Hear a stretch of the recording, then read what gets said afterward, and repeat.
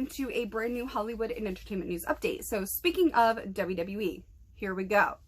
Hollywood and WWE and combat sports have all had a little something in common. You know, there's a lot of prestige, they're ingrained in pop culture, even with the decline of ratings. They have a certain combative edge, a certain amount of reality TV aspect to it, and not a lot of the glitz and the glam that makes you say, well, hot damn. And so WWE is in the news after an announcement broke all over the news waves about WWE officially selling. This was, you know, kind of been in the works for a while now. A lot of people were afraid that this was actually going to happen with Saudi Arabia. And I think Vince McMahon, the ultimate villain that he is, actually played this very, very well. He is a staunch, crude, shrewd businessman. And at the end of the day, you can hate Vince McMahon all you want, but the WWE would not be what it is today, good and bad, without Vince McMahon. He was the mastermind, the brains. He was the great and powerful Oz behind the curtain, so to speak, of the WWE. I mean, this was his brain baby. He built this. He was one of the factors why it, at one point in time, was literally beating the NFL in ratings to be the #1 show on cable. That's a huge deal, and not a lot of people want to give him credit for that, but at the end of the day, you wouldn't have the WWE without Vincent Kennedy McMahon, because he was the one that actually pulled away from the territories against his father's wishes. So you would not have the WWE today if it wasn't for that sort of gumption. And with that gumption being said, Vince McMahon, I think, in fact, did play this very, very close to the, he kept his cards close to the chest and played them at the perfect time. A lot of people wanted to low blow him on the offer, giving him a value of a sale between $4 and $7 billion. And he was like, no, 9 or more. And that's that. He finally got it. With Endeavor Group Holdings at the helm of which is none other than Ari Emanuel, one of the main people behind the UFC with Dana White, has officially struck a deal with Vince McMahon for a 51% stake in the WWE, with the shareholders at 49%. I am very, very happy about this sale. He gets a 51% stake, with the shareholders getting 49%. The sitting president of the WWE will officially be Nick Khan, and the sale was for $9.3 billion. So huge congratulations to Vince McMahon. This is a huge thing. Now, I think they're going to have a combined worth now of buku bucks. Like, I used to play the Game of Life on CD-ROM, and they used to like say buku bucks. Like, it was really, really awesome. So that just reminded me of, oh, little baby Taylor playing CD-ROMs on an old computer. Ooh.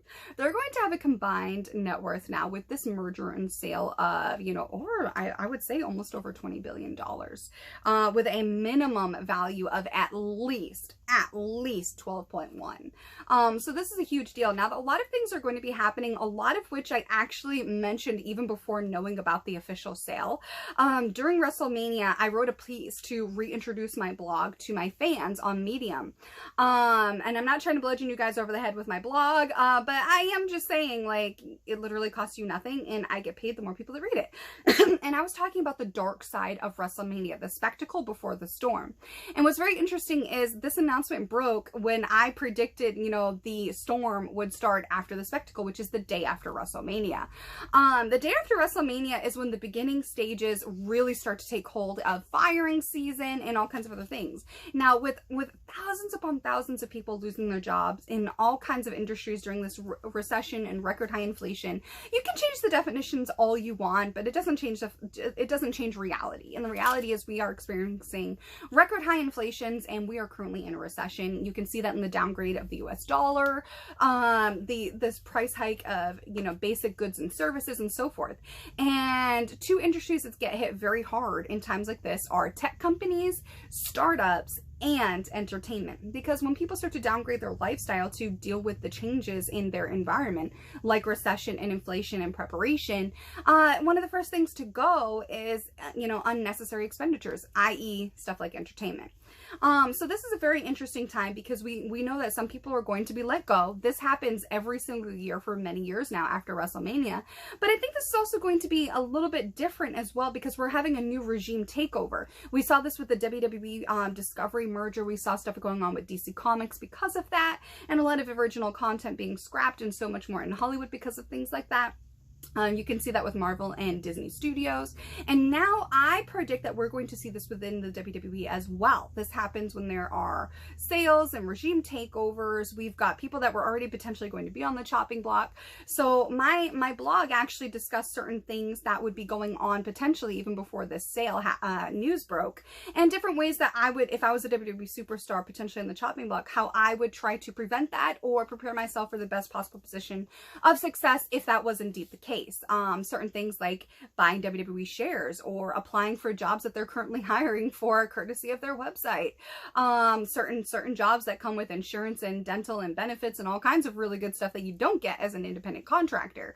All kinds of different, things, and how I would approach, potentially dividends or a severance package, or if there's even still a non-compete clause, which used to be of 6 months, it's very, very interesting. So that was what my blog piece was about. And I think that a lot of people are going to be experiencing that now, especially with the $9.3 billion sale to Endeavor Group Holdings. So as more comes out about this, I will definitely keep you guys posted. And next up in the Hollywood and Entertainment News update is more controversy surrounding Amazon's Lord of the Rings, The Rings of Power. This was legitimately the single most expensive show ever produced, ever made. Amazon, Lord of the Rings, Rings of Power. And for anybody that knows me knows I'm a huge, loyal, active, staunch, steadfast supporter and lover and fan of Lord of the Rings. I grew up in a massive Lord of the Rings household. I mean, legit, Mama Hendrix, my mom, my mom is such a Lord of the Rings fan that she actually had me watching the animated Lord of the Rings movies from the 70s while I was growing up in the 90s.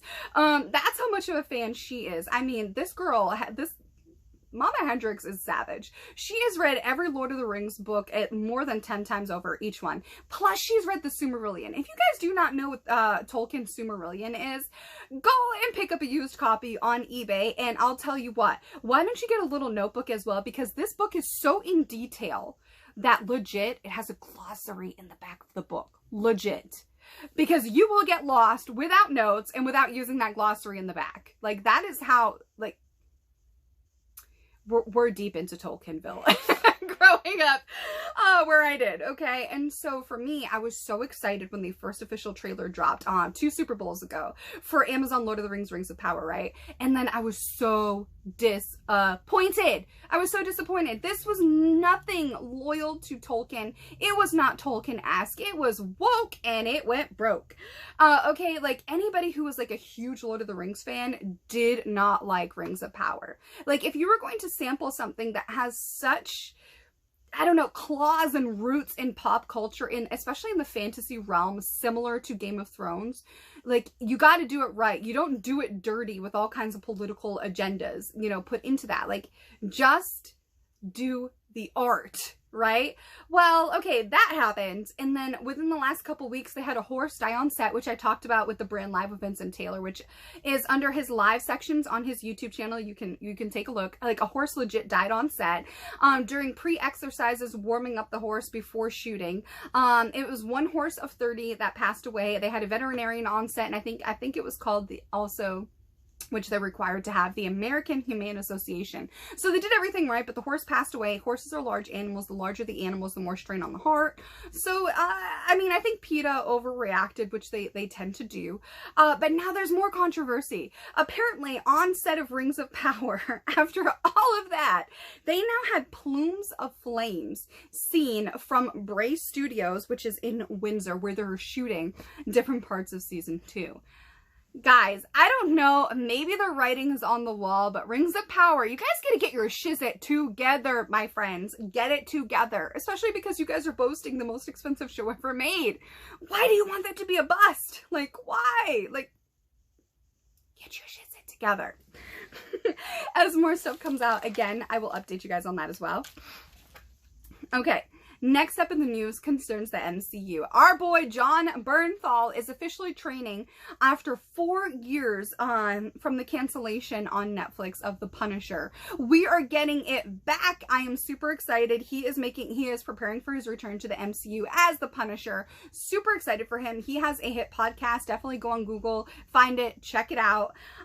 Very exciting about this news. He is getting his boxing training in. He's working with stunt coordinators, different sports professionals. I am super super excited about that. I thought he was a really great Punisher, not gonna lie. And the other guy from the MCU that's been in a lot of films, I think overseas recently, he was also really good as Punisher. He was one of the guys in Captain America. Yeah, I thought he was really good as Punisher too. So I think they're both really great actors, and I really love Jon Bernthal as Punisher. Come at me if you want, but I stand by what I just said. Speaking of the fantasy realm, Tolkien and Harry Potter, Game of Thrones, we've got more headlines for Harry Potter. Now, not only did the boycotting the Wizarding World Harry Potter Legacy game fail miserably, it is the biggest global launch of a game ever. So that boycott crashed and burned like the flame seen on the set of Rings of Power. You like that? I did. I crack myself up all day long in my tiny house on wheels. So Harry Potter is back in the news because they are headlining for the fact that HBO Max may in fact greenlight a deal that will greenlight several seasons of a brand new Harry Potter series. The series boasts being so their main objective basically in this is wanting to take each Harry Potter book and turn it into each one season of a Harry Potter show. Now, what I like about this is because like Lord of the Rings, with the films already being so long, you still don't get the full story in each film because there's only so much that you can actually realistically fit into a film before people just cannot sit there any longer. They have to get up and go. You know, a 3-hour film is already pretty long, right? So there's only so much you can fit into a film. There's so much more detail that you can actually fit into a prolonged television series, especially done the right way.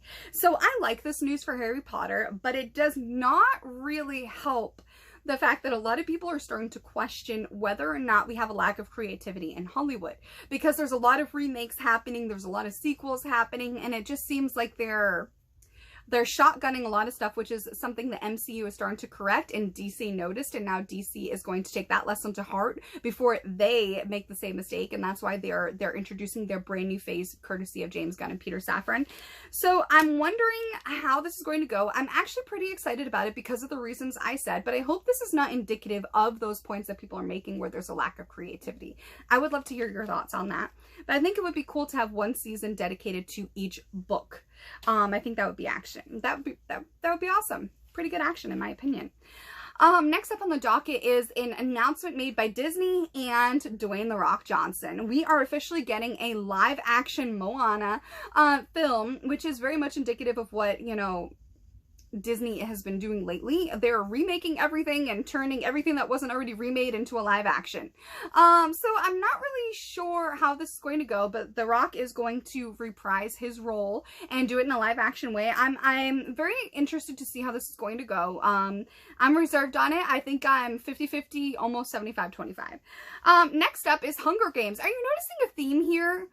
Like, seriously, they're not helping themselves with this whole cash grab stuff that they think is going to immediately give them money without as much creativity as you would expect by original content.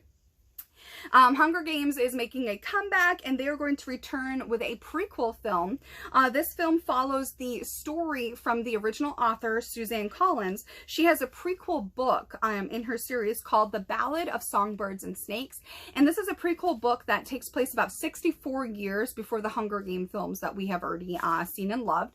I guess it follows the young President Snow as he mentors a tribute during the 10th annual Hunger Games. So we have that coming up, as well as some more Harry Potter stuff, a live-action Moana, Punisher coming back, Rings of Power, Season 2 for Lord of the Rings. Like, we just got a lot of stuff going on.